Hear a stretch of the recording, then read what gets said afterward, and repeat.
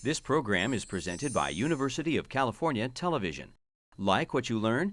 Visit our website or follow us on Facebook and Twitter to keep up with the latest UCTV programs.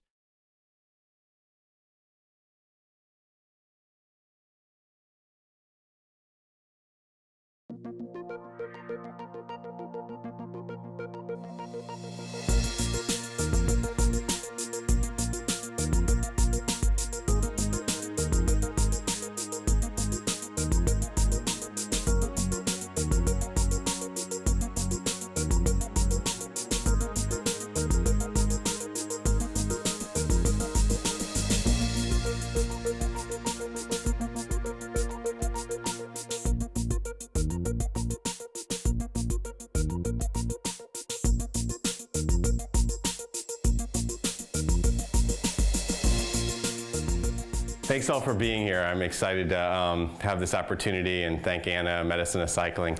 It's all about the bike, right? Some have said it's all about the bike, but some have also said, you know, it's not about the bike. Had to do it, you know? But I tell you, it's not about these either. So if it's not about those two things, what in the world is it about? You know, the clients I see want healthy, efficient, and powerful cycling. Whether it be a client of mine who's just getting back from nasty neuromuscular problems, complex regional pain syndrome, and now having less pain in her legs, she's able to run and ride. Or doing his 5th AIDS ride. Steve is now at an age of 77 years old and just continues to ride on and on and on. San Francisco to Los Angeles at 77. Or a client, Chris Lieto, who just continues to be first off the bike. So it's about healthy, powerful, efficient cycling, but how in the world do we get there? You just have to understand that the body is the engine of this bike. It's not something you can step on the gas pedal and go. You have to have some health and some efficiency setting inside, and we're going to talk a lot about that tonight. And then, of course, we're here to talk about a bike that fits you, not a bike that fits that racer down the street or Chris or Garmin. It's a bike that fits you and all of your health and or your inefficiencies. And if you put a pinch and a pinch together, it really does add up to a pound of healthy, happy cycling, powerful cycling. They multiply one another. So first thing you need to understand is that something you probably heard a long time ago. I'm going to push the volume down a little bit. Because most people think it's the body is pieces and parts. And it's a whole lot more about this song than it is pieces of the body.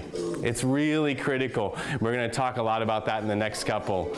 Because the head bone's connected to the neck and the head bone's connected to the feet. It means that if you do the most recent dissections, like of the hamstrings, we understand the hamstrings, of course, start, you know, down below the knee and then come up to the ischial tuberosity here at the butt. But if you do a dissection and you're conscious about the fascia, the interweaving of tissue around, you'll start to see these layers that continue up into the erector spinae, up into the back of the neck, and all the way down into the foot.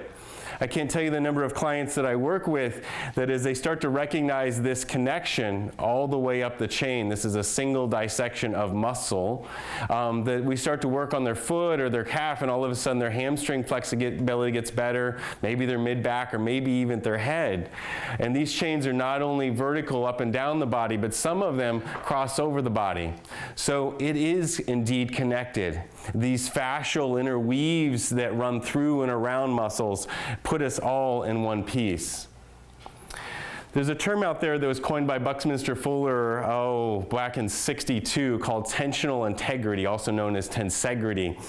It basically means a connection of pieces and parts through tensional integrity as opposed to through compression.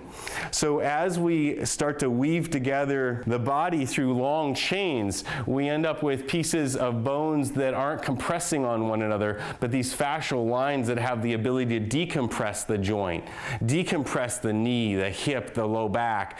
And you find this a lot with people with arthritis. Once they start to get strength around their hamstrings, their quads, down in their leg, all of a sudden the arthritis is still there, but the pain is less. They've got less compression inside the joint. So the wheel is a great example of tensional integrity in that you've got spokes pulling on the rim and the rim pulling on those spokes. And if you've got the spokes nicely tensioned around the rim and you hit a pothole, it distributes the forces around the entire system. If we hit a pothole in our body, our muscles distribute the forces around the entire system. What happens if you've got one spoke that's a little bit too tight or a couple spokes that are a little too loose, some muscles that are weak and some muscles that are tight, and we hit a pothole, we've got a problem.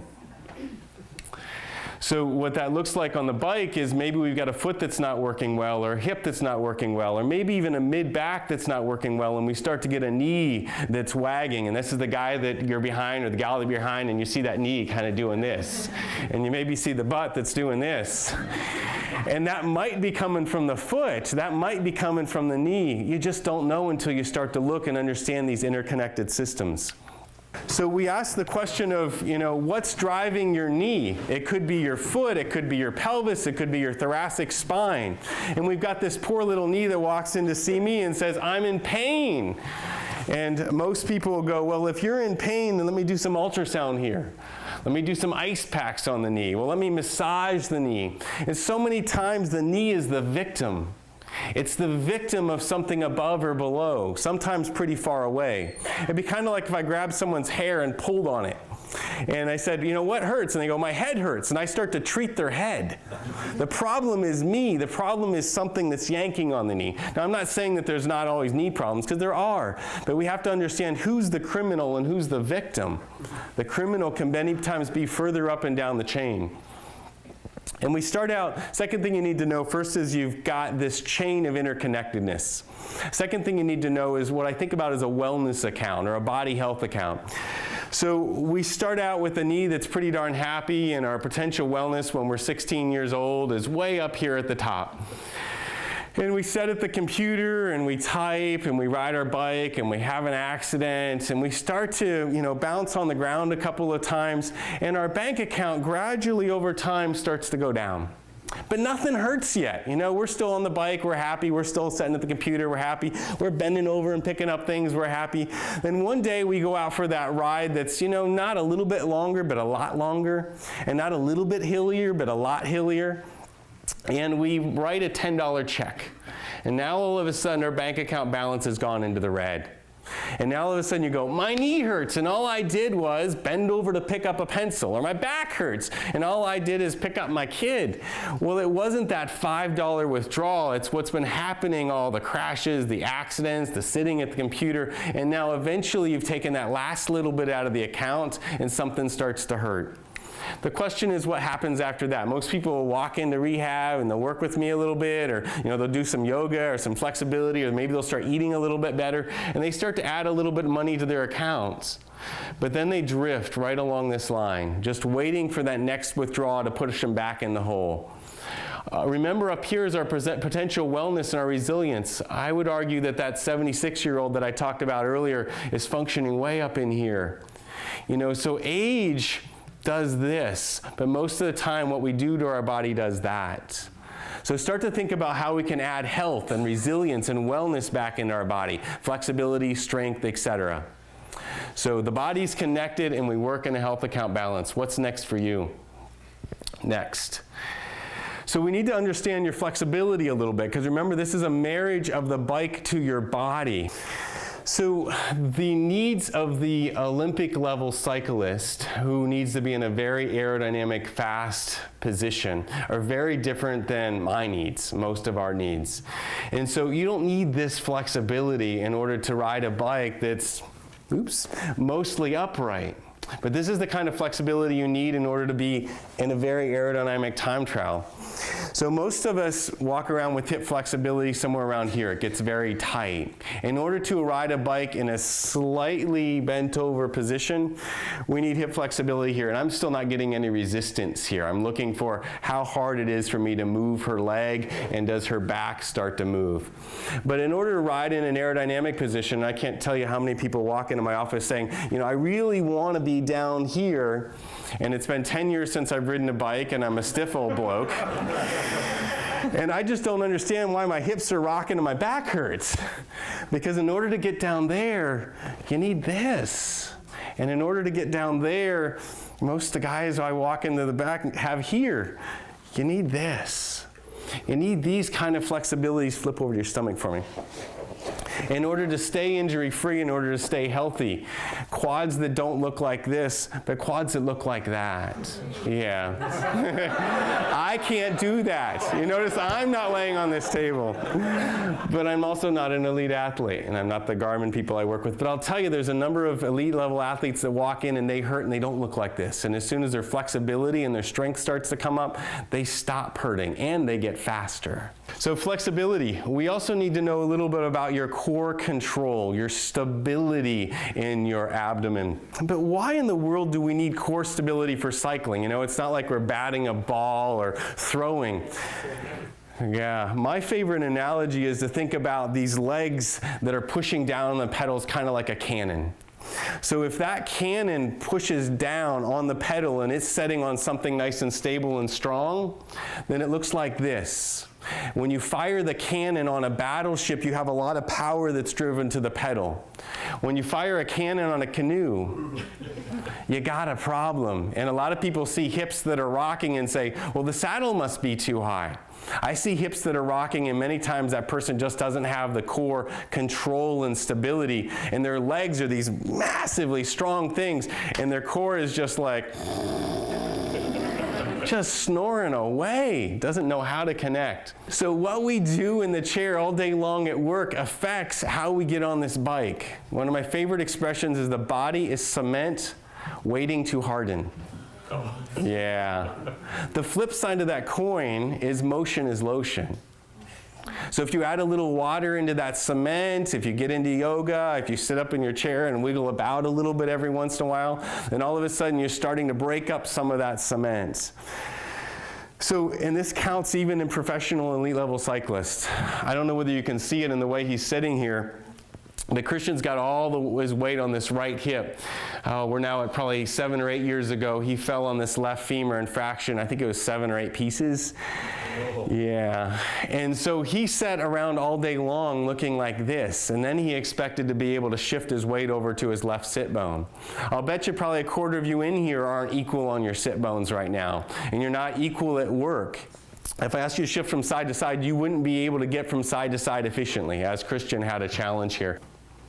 So as I asked him to shift over, and you can even see how his shoulders have a little bit of a fall here.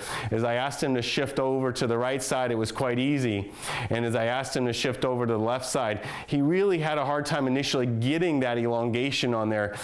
He would go about a quarter of the way over and just quite literally fall onto that side. He looked like this, and he looked like this, and he looked like this, and he looked like that. And that's the way he pedaled on the bike. You could see him rocking up the hill, and you could see his pelvis twisted almost 30 degrees on the saddle. He said, thanks for giving me my left leg back. And this exercise was a big piece of that for him. So now you understand a bit about the body. Now let's understand a little bit about the fit. So the professional fit has a lot of pieces to it. If you're just walking into a shop and they stand over the top tube and lift up the bike and said, you got 2 inches, you're fine. You know, the nice thing is that's not the normal anymore. When I started this almost 20 years ago in fitting, that was the normal. You know, fitting was something weird that Greg LeMond talked about in an inseam length. So these days there's a lot of shops and a lot more people out here that are doing nice fits, but it's not a 5-minute, 10-minute, or even a 1-hour process if you're going through some of the depths of it. First we have to go through an interview. You know, what are some of your goals? We'll talk a little bit more about that. We'll talk about the on-bike evaluation. What are some of the things I'm looking at from the pelvis?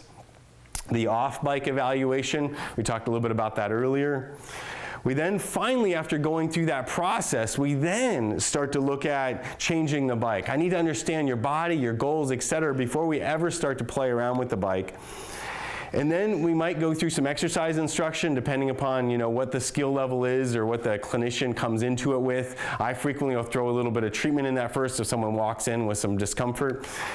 And then finally, we look at some cycling biomechanics. You know, some people, their knees wag because there's something stiff and tight. Some people, their knees wag because they've never been taught to pedal a bike straight. So sometimes there's some instruction in actually how to ride with a good posture, how to breathe correctly.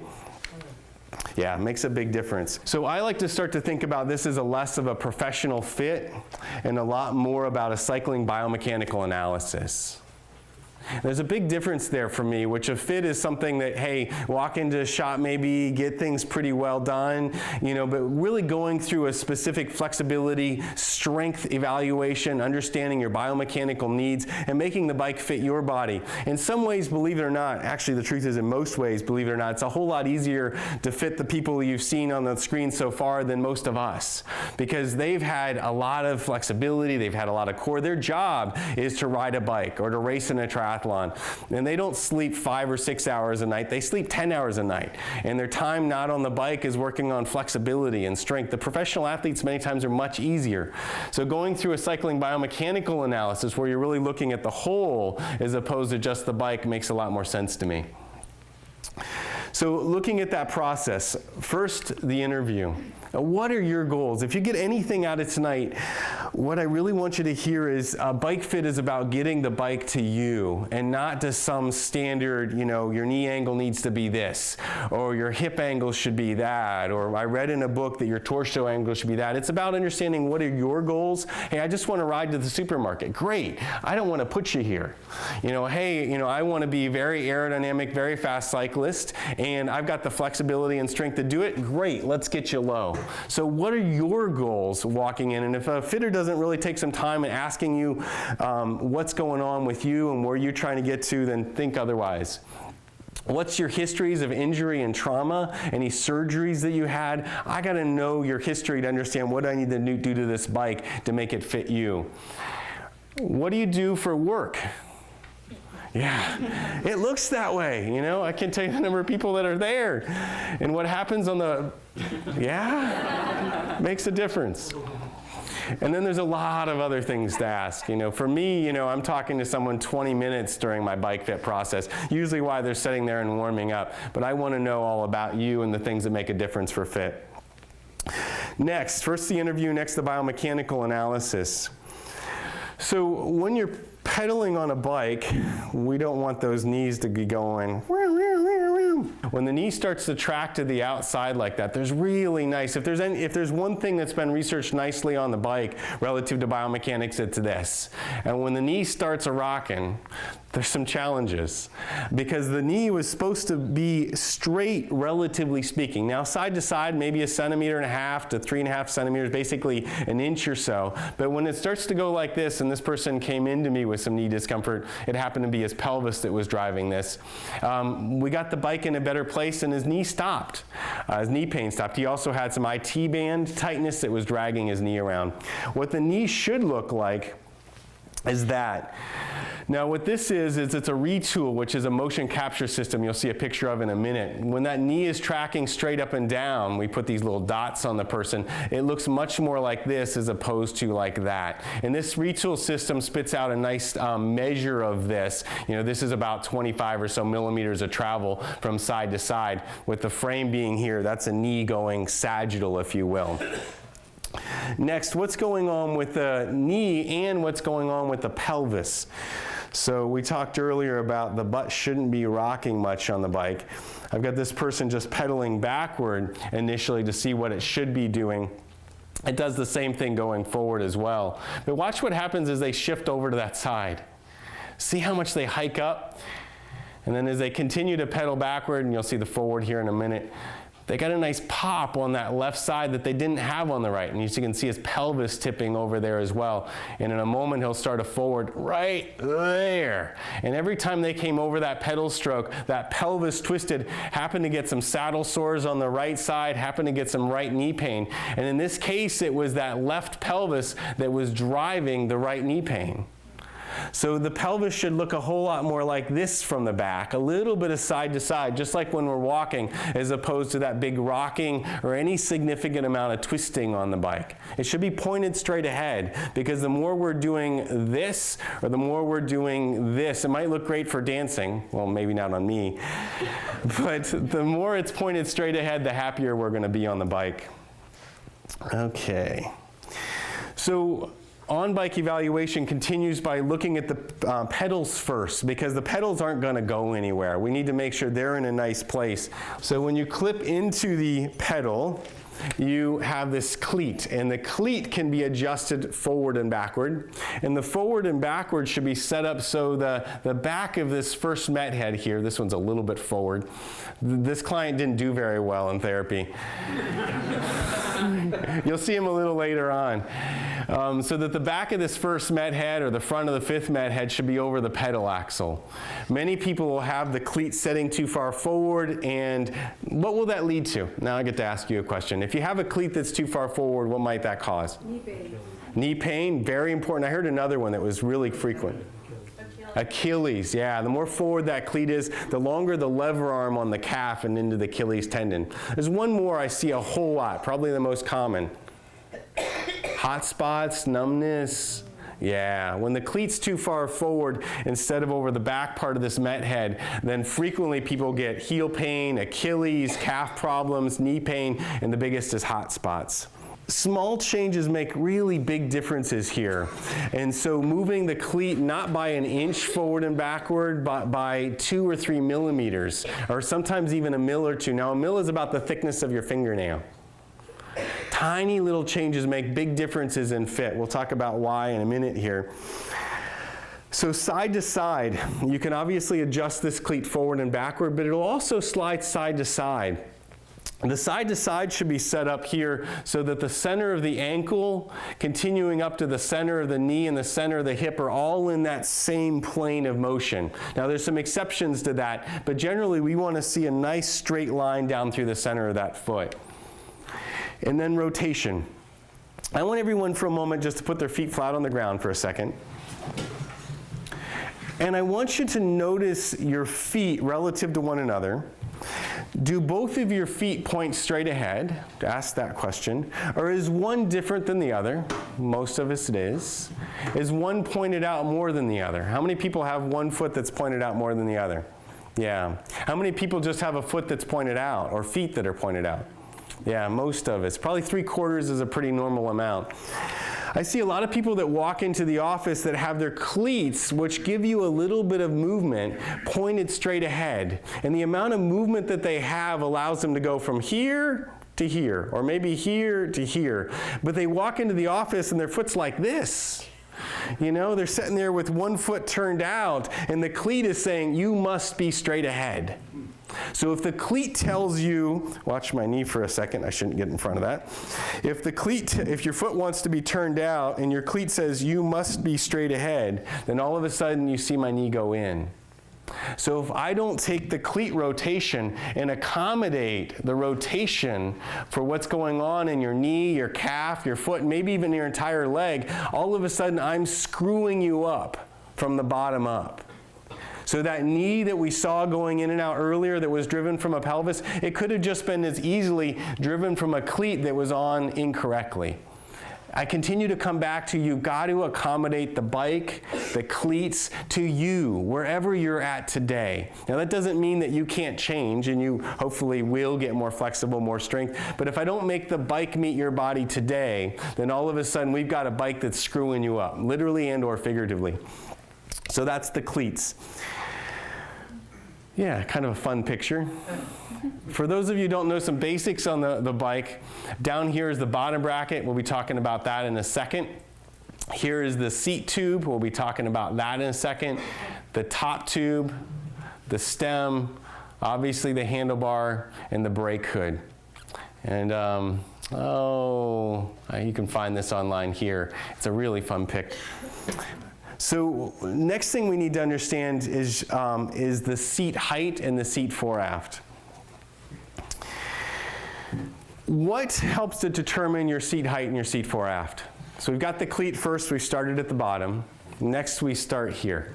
How do you make a change, or how do you determine how high this saddle should be and how far forward and backward it should be? Leg length. So that's a great place to start. So you and I walk into the office and we both have the same leg length. My flexibility is like mine, and your flexibility is like that. So should our saddle heights be the same? Yeah, it's a good thing to think about it. No, not at all. So there's a range of seat heights for any given leg length. And the more flexible you are, the more you can have a seat height that's higher in that range, more open or more extended. Let me slide that on for me. I'm going to show what that looks like in a moment. But there's some nice research out there that as you get the saddle higher, more open in that knee angle, there's some nice efficiency benefits to be had. There's some nice power benefits to be had. With that being said, you can't go outside of your flexibility limits, and you certainly can't go outside of those ranges. So flexibility is a huge determiner of where your seat height is. Other determiners, I heard some other ones. Your height. So I'm going to say height is a lot like your leg length. So your leg length will determine to some extent. What else? Ratio of femur to tibia. Ratio of femur to tibia. Yes, that'll give me a great place to start. As I get a little bit higher, a little longer femur, I'll tend to go a little bit further back. Absolutely. That drives fore aft a little bit more than it drives height, but I'll throw that out there. What else? Shoe size. Shoe size is a little bit more about where your foot is on the pedal as opposed to your height. There's a big one here that I haven't heard yet. Torso length? No, not so much. The run length? Okay, I'm gonna give it. What kind of color? Color of the bike. That's the best answer I've heard. So as you, should stay here, as your seat height gets lower, your knee bends more. As your seat height gets higher, your knee straightens more. Do you think that affects what happens to the front and the back of your knees? As your knees bend more, I take some stress off of the hamstrings, but I put some more stress, and I say hamstrings, the back chain of the body, the chain you saw earlier, but I put some more stress on the front chain of the body because the quads have to work a little more here. The knees bend a little bit more coming over the top, the lower the saddle is. So if someone walks into me and says, I've got this blaring IT band pain, and I've got really tight hamstrings and maybe some calf or even some low back pain, I'm not going to push them all the way to the top of the length of that chain. I'm going to think about lowering that saddle a little bit, again within the ranges, but I'm going to think about lowering that saddle to take some tension off of that chain. Now someone walks in and says, I've got great hamstring flexibility, my back chain is working well, but I've had this patellofemoral problem for the last 2 years, and every time I slide forward on the saddle or go up a steep hill, I've got some front of the knee pain. If their flexibility will allow it, I'm going to have a little bit higher saddle. So to think about this as just the biometrics, how long is your femur, your tibia, your torso, gives us some, Greg LeMond 20 years ago said 0.866 times your inseam gives you your saddle height. I say that's a nice place to start, but let me understand you. And what are your goals again? What's your flexibility? What are your needs relative to taking some stress off these structures? Okay, Kelly, will you hop up for me? So what does the measuring seat height actually look like? So we're going to do seat height, and we're going to do seat fore aft. There we go. And I'll see if I can get in everybody's way here. So I'm going to try to be as far behind her as I can. Can people see there? So when you get to the bottom of the pedal stroke, and I'm going to call the bottom of the pedal stroke, yeah, I won't be here long, I promise. Where the crank arm, and I didn't show you that on the visual, is in line with the seat tube. It's the greatest point of extension of her knee. When you get to the bottom of the pedal stroke and the foot is in a pedaling position, not heel down, not heel way up, I can measure the angle of the knee. And in measuring the angle of the knee, I can put this fancy little goniometer on it and measure from, there's a bone down here, I won't bore you with the name of it, the center of the knee axis, and then there's a bone up here, the top of the femur, and look at that knee angle. That knee angle, when you're measuring it statically like this, should be somewhere between 25 and 35 degrees. The higher you go, the more that knee straightens out. The lower you go, the more the knee bends. The lower the saddle is, the more you put stress on the front of the knee. The higher you go, more the back of the knee, and the more flexibility you have or need in your hamstrings, IT. So that's seat height, and this is one way of measuring it. I'll talk about another one in a moment. Now, seat fore aft. Bring your foot to the front. So, again, these are all recommendations and generals. I can't tell you the number of times that I actively stepped outside of these recommendations because the person in front of me needed that.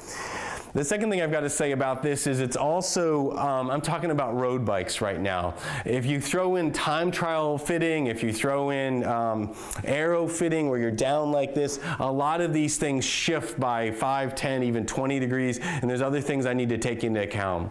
So most of us are probably in here riding either upright bikes or recreation or maybe even a speed position, but this is a road bike. Mountain bikes are a little bit more upright, but you'll see some of the same angles. So just know I'm talking about road. So fore aft. So the fore aft is looking at the knee, and particularly right at the bottom of the kneecap, relative to that center of the pedal axle. Same thing you saw me talk about earlier, the center of the pedal spindle. So as I drop a plumb line off of the front of the knee, I want to see the bottom of that kneecap. Hey, whoever did this did a good job. That's quite nice. I want to see the bottom of that kneecap drop right through the center of the pedal axle. Now, if the knee is more forward, what do you think I add stress to? What do you think I might take stress away? As I move the knee forward, do I put more stress on the front or the back of the knee? Front, yeah. As I take you back a little bit further, more stress on the back. So I can start to play with this, and again, general recommendations, knee over pedal spindle. And as the saddle goes forward, the knee goes forward. As the saddle goes back, the knee goes back. So here we're talking about saddle fore aft, driving the knee relative to where you're pushing on the pedal. Does that make sense? Yeah, good. So saddle fore aft. Now I gotta find my clicky thing. That's the technical term, right? The clicky thing. So that's one way of measuring it. Plumb lines, goniometers. I still use them a lot, is the truth. But sitting in my office, I've also got some video capture software and a fun little tool called Retul. There's 3 video cameras or motion or sensors in here that look at these dots setting on Christian, and these dots are LEDs, and they actively send out light that this picks up. So then what you get is a really fun little measurement of, hey, what's that knee angle look like? You know, what's the ankle angle? How much is the knee moving side to side? You saw that visual earlier. 19 millimeters of side to side motion, that's a knee that's going straight up and down. Retul is a fun little 15K toy that gives me a lot of data about the person on the bike. Again, our average fit, no way. And the truth is, half the time, I shouldn't say this probably in front of a national audience, but half the time I don't start there. I'm looking at static stuff, and then I pull out my Retul and get further into the depths as I need to. So seat height, you can see measuring it there, and seat fore aft, knee forward a foot, measuring it there. Now sometimes no matter what you do, you can't get the person in the position that you'd like them in. And some people just have to ride these bikes to win the donut races. Yeah, that was it, Levi's Grand Fondo, and every time they went around, they had to eat a donut. Yeah, Kristen Armstrong, I think won that race, beat Tom Danielson in that race. On the bike, what's the best seat out there? I love it. That's the best answer. And that is the best answer. Or I'll even take one step further, one that feels good, as opposed to one that doesn't hurt. And believe it or not, there is that magic over the rainbow. One that doesn't hurt, one that feels good. But one that feels good, and this is work that's been done by Trek and Bontrager. They throw a little pressure map. I've got this little pressure map thing that you can pop on the top of the saddle. And when you do a pressure mapping, you should see a lot more of the pressure. Okay, you should see a lot more of the pressure here on the bony parts of the pelvis as opposed to up here in the perineum. And setting up the angle, what should the angle of the saddle be about? Yeah, about flat, especially right here where you're contacting it with. So if you've got the right saddle, and we're going to go there in a minute, and the saddle is about horizontal, depending on your needs, then you start to look at pressures that look like this. We need to make sure that the saddle is right for you, meaning do you need a cutout or don't you? I tell you, there's probably 25% of my clients that walk in the door that hate cutouts. And I don't care that they hate them, let's just get out of the cutout. What's the right width of saddle for you? Do you have very wide sit bones or do you have very narrow sit bones? This is that same patient from before that didn't do very well. And you can see that they're sitting on what's classically known out there as the assometer. And this little thing dents, and so that when you stand up, there's a dent that's left here, and I can actually measure the distance between your sit bones. And believe it or not, just because you have a narrow pelvis up here at your iliac crest, it's not correlated at all with how wide your sit bones are. Yeah, I know, it's amazing. I just had a nice conversation with Megan Gertner, our national champion. Hopefully I pronounced her last name right. And she has one of the narrowest pelvises I've ever seen, and she's on a saddle that looks like a couch, it's so wide. And when she's not on a base of support that's wide enough for her, her pelvis looked like she was a rookie. I mean, it was all over the place. I wish I'd brought that video. So what about shape? Shapes come in a lot of different shapes, and of course sizes. Saddles should be about horizontal. And the more tipped forward your pelvis gets, if the saddle is not right for you, then it starts to look a lot more like this. You get these pressure hot spots, and as you tip even more forward, it gets really hot in the perineum, as opposed to as you tip more forward, keeping the pressure on the rami or the outside of the pelvis. Again, sometimes that means you need a cutout, sometimes that means you need a saddle that has a different shape, like this transition of the saddle being a little bit more wide. So when you look at saddles, you can look at 3 different variables outside of width and cutout. And those variables are how, you can kind of see it up here as well, how sloped out is that saddle? How much does it look like an arrow versus how much does it look like an arrow glass? Everyone got that visual. How much of a scoop up does it have in the back? You can see this one's got a little bit of a scoop up in the back versus some of the Selianatomica saddles have a huge scoop up in the back. And the third thing we can look at is the curvature from side to side. You can see that this saddle is relatively flat with a little bit of a tip on either side. So that's if you had sliced it right down through the center. So saddles, if you play with them, you'll find that, and this again, research that's been done nicely by Bontrager Saddles and Trek, that generally as you get a little bit more tipped over, most people tend to like a saddle that has a little bit of greater curvature, a saddle that has a little bit more tip up in the back, and a saddle that has a little more curvature from side to side. Versus the saddle, the person that's sitting a little bit more upright, a saddle that's a little more like an arrow, a little flatter, and a little flatter from side to side. Can people visualize those? Again, generals, please. So when you're thinking about seats, think about these things. Do you need a cutout or not? Number 1. What width do you need? Number 2. Number 3, is the saddle about horizontal? And I say about plus or minus 2 or 3 degrees. And then what is the shape of the saddle? Think about those 4 things, and generally people get in the ballpark. And then honestly, there's some trial and error that goes along with this. You know, what saddle testing allows me to do in the office is to say, well, you hate 75% of the saddles that look like this, and you like 25% of the saddles that look like this. Let's try these 2 or 3 out on the road, and then come back and figure out what else do you like. It is a process, and once you find the saddle that you like, tomorrow or next month it'll go out of stock and they'll stop making it. It's like shoes, it drives me bloody crazy. So like shoes, buy a couple of them. So when you find the saddle that you like, walk into the store and say, give me 4 of those, and you're set for the next 10 years probably. Because trust me, it'll go out, or they'll say, this is the one that's upgraded, you'll like it better, and then you'll get on it and go, ah, crap. So the reach is the distance from the saddle out to the handlebars. What affects, so we've got the cleats in the right place, we've got the seat in the right place and at the right angle. We've hopefully got you on the right seat. Now the next thing we generally look at is where are the handlebars in space? How far away from them you are them? Yeah, that's good English. And what is the distance between your saddle and your bars? Basically, we call that your drop and your reach.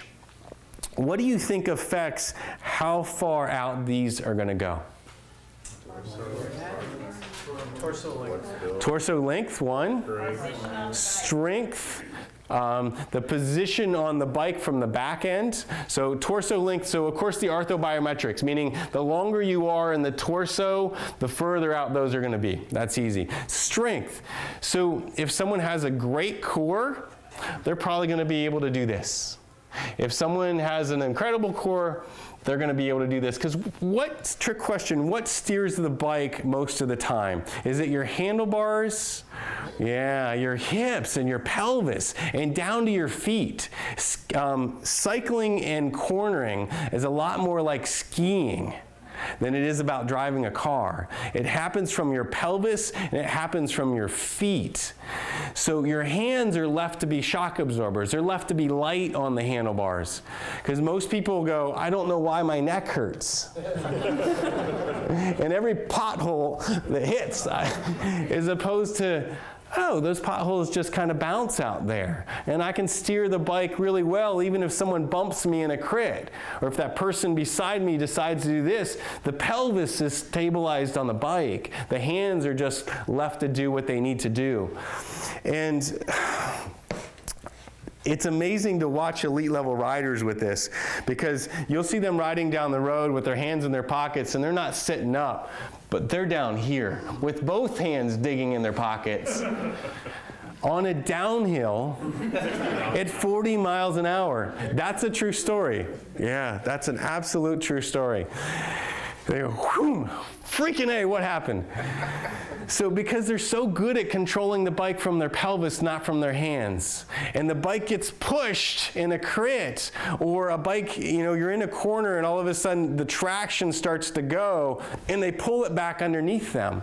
And I say pros, but there's a person in the audience that's not so a pro that's gotten very good at handling their bike when things get slippery. I'm looking at her. So get good at handling your bike from your pelvis. And as further you bend forward, the more strength and stability you need here. What else do you need as your handlebars go further away from you? Flexibility. That comes back to, hey, the more you bend over, the more this whole posterior chain of muscles better allow you to bend over. Because how many people do you see on the bike not like this, they're like this. And then they go to work, and then they're 50. They're 25, yeah. The number of elite guys I see that I say straighten up and they go, I am straight. What are you talking about? They've been bent over for so long they can't get back and up anymore. So the reach is affected by core, the reach is affected by flexibility, and the reach is a lot affected by health, meaning if you've had a lot of low back discomfort, if you've had a lot of neck discomfort, this is a more demanding position because eventually you need to lift up your head to look at the road, and it puts more strain on the neck. So again, I continue to come back and pound the nail and say, this is about fitting the bike to you, your flexibility, your strength, your goals. And where the reach is a lot about what you need coming out of the bike. So that's reach. The drop is the same, and they really kind of go hand in hand. The drop, again, is that how low are the handlebars relative to the saddle?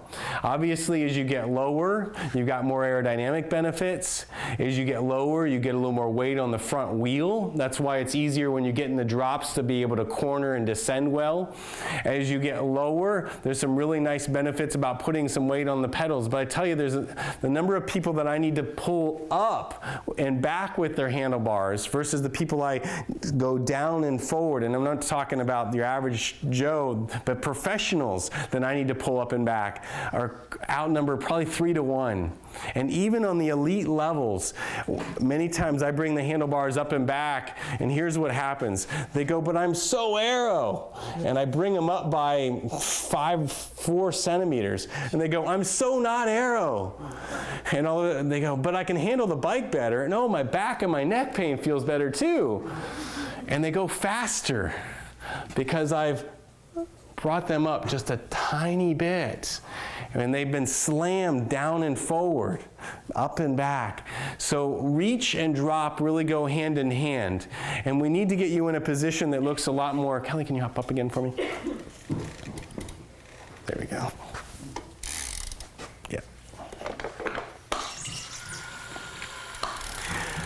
So a position, you're fine. Yeah, let's go up there first. A position that looks a lot more like this, where the elbows are relaxed. Her upper traps aren't saying, oh my God. She could actually wiggle her fingers here. Her lats are relaxed and her delt is relaxed. Her low back is relatively flat. You should never be extended or arched on the bike, but flat to slightly flexed, looking like this, as opposed to go down to your drops and exaggerate that for me a little bit. You know, she's got enough flexibility, she could go all the way. Yeah, and even getting all the way in there, you can still do it with your flexibility. But when you start to get, let me move you for a second, when you start to get like that, and that happens because you start to bend over to get to the bike. I should stay in the, yeah. You start to bend over to get to the bike, and all of a sudden something back here, or maybe even the saddle, stops you from going more forward. But the handlebars are out there, so you just have to keep going. As opposed to being able to hinge at the hip and keeping the back nice and neutral. Does that make sense? Beautiful. So neutral in the back, flexible through the hamstring, strong core, all of those things will make a difference in how far and how low. Now obviously the torso length makes a difference. You know, wow. Saw a gentleman today who's 7'2", you know, and his bike is way out here and his saddle is way up here. So makes a huge difference there. Let me see if there's anything else. Stretch here. So think about it for a second. Let's say Kelly for a moment had a tight lat, these muscles over in here, and they started to pull on her this way. That's a bit of an exaggeration, but for a moment think about what that might do to her saddle and the way she's sitting on the bike, and what that did all the way down into her pelvis. Any one of these dysfunctions, tightnesses up and through the chain, as we were talking about earlier, bleeds all the way down. And so many times you find a mess, it's kind of like a leak, you know, you find the mess on the floor and you just keep on cleaning up that mess and cleaning up the mess, and you have to keep calling the plumber. And until the plumber finds where that dysfunction is coming from, finally that leak stops and the mess goes away. So thinking about the reach and the drop as a really integral part in what's happening all the way down the rest of the chain. I think I'm good. There we go. Oh, bar width. Bar width is traditionally measured from center of the bar over to center of the bar. And it's obvious that if your handlebars aren't in front of your shoulders, you've got a challenge there. And I've even had sprinters that'll walk in with these 46 centimeter wide bars, and they think that, you know, the wider is better. I get more leverage. Yeah, I end up doing a lot of this, honestly, especially at the pro cramps where it's hard to argue. You know, I've been doing this for 25 years. Sorry about the accent. My wife tells me I go Indian no matter what accent I try. So when your hands are in front of your shoulders, you actually end up in a very strong, stable position. And even just a centimeter on either side of that, I'm gonna try to move you, don't let me, can make a big difference in how strong you are here. And I've had people on 46 centimeter bars that I can, with 2 fingers, and these are big hulky guys, move their bars pretty easily. And I bring them 2 centimeters in on either side, and all of a sudden they're more aerodynamic, so at least they feel better about that. Yeah. But they're also more stable, and their necks stop hurting and their upper backs stop hurting, because when you get the hands in front of the shoulders, and there's some details there, in the nice strong and stable position, there's a lot of things that get to relax there. Putting it all together, I've pounded away at that, making the bike fit your goals and your needs. So what it really is it's a marriage. And it's a marriage between you, which you're adaptable, you're changeable. It takes a little bit more time to change than the bike. And thankfully, this doesn't yell back at you. And this is happy to change. But the body, if you do the stuff you need to, and you can't walk into a physical therapist's office like myself and walk out without at least one exercise or one piece of homework, but if you do the stuff that not only makes you happier on the bike, but also make you happier in life, your flexibility, your strength and stability, it doesn't take a lot of time, but it can be really critical. But in the meantime, we get the bike to meet you. So the bike takes into account your current health and fitness and your goals. And we change the bike to meet your body. pounded away a lot at that. But it's this process over time if we're doing it right. It's not kind of a one and done. So most people walk in the office and say, I want to beat my friends on a flat, or up a hill. And they walk in with, the usual. They look like this, and I check their hamstring flexibility, and it's like this. But I'm really happy to be out here. And so they walk in, and their fit just doesn't match them. So we bring the bike up to the body, and that might mean bringing the handlebars up a little bit or bringing the saddle down to accommodate the flexibility and the strength. And we do an accommodated fit. And we define accommodated fit in medicine of cycling is, we might have 2 or 3 goals. The client walks in and says, I want to be aerodynamic, but I really want to get rid of my neck and my back pain. So I say, on day 1, I care a whole lot more about getting rid of your neck and your back pain, so that way you can bend over and pick up your kids, as opposed to your aerodynamic goals. And this has even happened with pros post-surgery. So day 1, we do an accommodated fit where one goal, their health goal, supersedes the second goal of being aerodynamic. But they still have that aerodynamic goal. So then the rider changes. We do some treatment, exercise, coaching. Maybe even it's just, I've only been on the bike for 6 months or a year. Well, over time, your body's going to change. So we go through some changing of the body, and then we come back and we refit the rider. So those 2 goals are no longer pushing against one another, but they're now in tandem with one another. Oh, you can get more aerodynamic, and you can be light on your hands without getting numbness. You can be more aerodynamic and keep a nice, healthy low back and cervical spine. But this is a process that can happen over not days, weeks, but months and sometimes even years, because we've been sitting like this at our computers, and the cement's been hardening for quite some time now. So think about taking care of your body and working on making the changes in the middle so we can continue the process of getting you healthier. Less accommodations. Because most people walk into the office really looking to get rid of some pain or looking to get faster tomorrow. They walk into the office for an experience that looks like this. And it's a whole lot more like this. And you're doing the straightening yourself.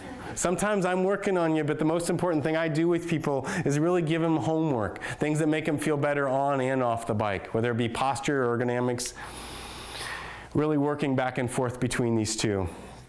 So I brought I can call her a close friend here, but I've had the pleasure and been very proud for the last couple of years to work with Kelly. For so many reasons, mostly just because you're a wonderful person. But she's shown so much determination over the years, and probably most recently it was this story, which was just so inspiring to me. It was 5 weeks? 4 weeks? 5.5 weeks. She walks in with that. 5.5 weeks before the Paralympics. Yeah.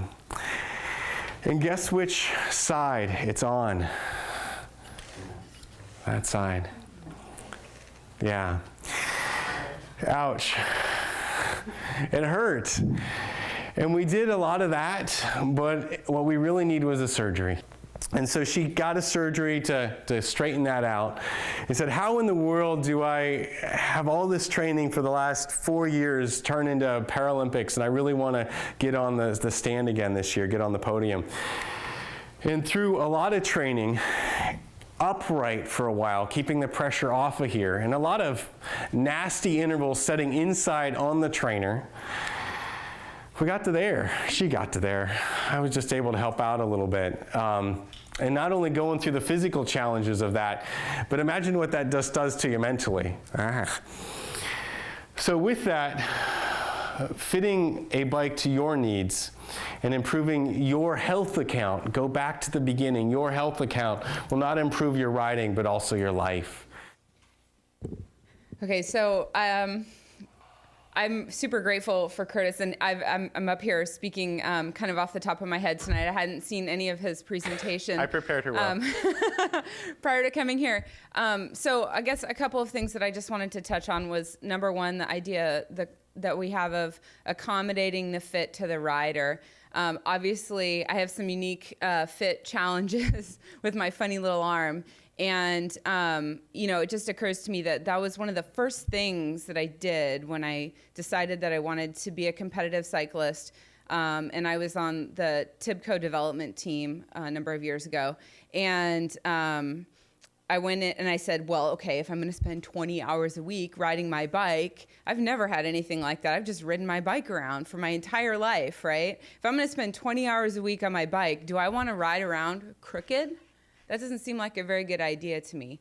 And so I went in to see Curtis, and with the help of some other people in the bike industry, we came up with, customized handholds. This is like the super pimp version of, of adaptive equipment. You don't need anything necessarily this fancy, but, the driving concept was, how do you get my shoulders like level and my hips level so that I'm not crooked and like ruining my back for the rest of my life?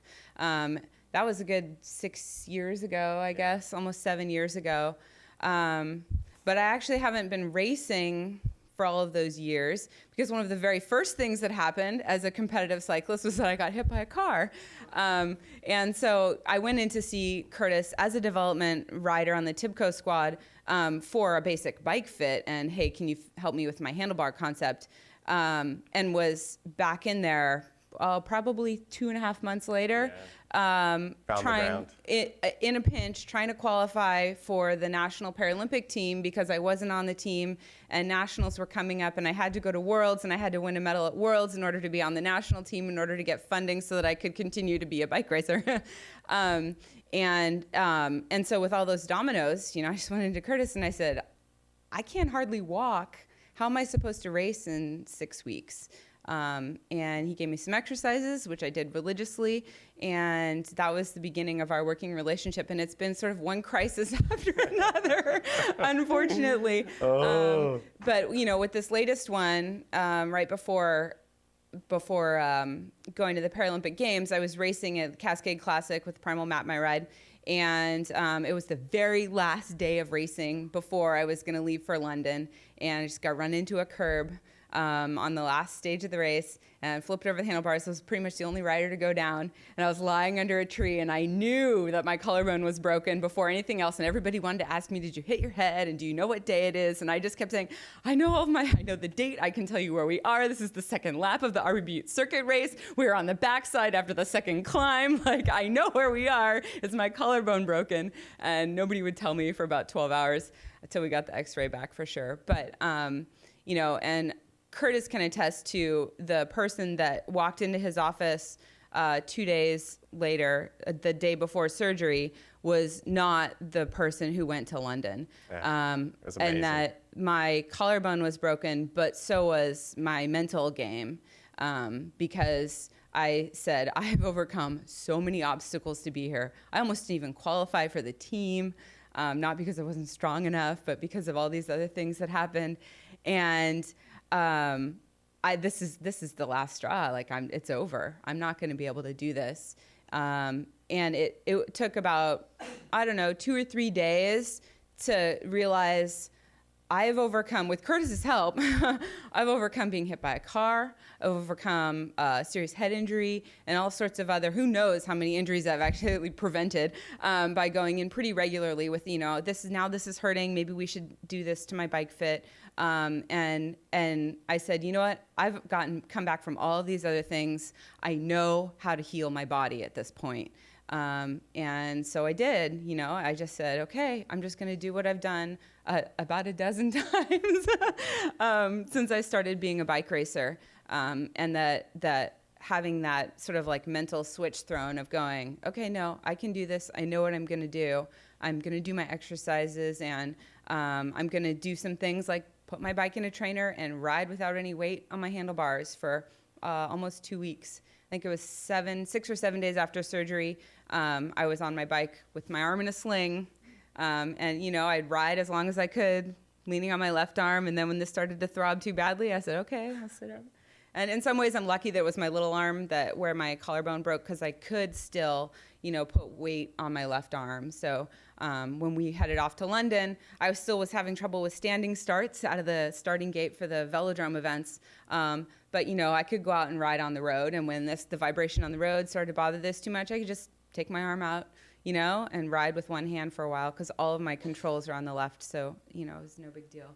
It's kind of funny to be able to say that was no big big deal deal, in the yeah. end. So, good bike fitter. And, part of the reason that worked is because we've been working together for so long. So, having a bike fitter that you have a relationship with can help troubleshoot stuff a lot faster. So, those I are my wanna say 2 cents. Thank you to Kelly. Just amazing. Yeah.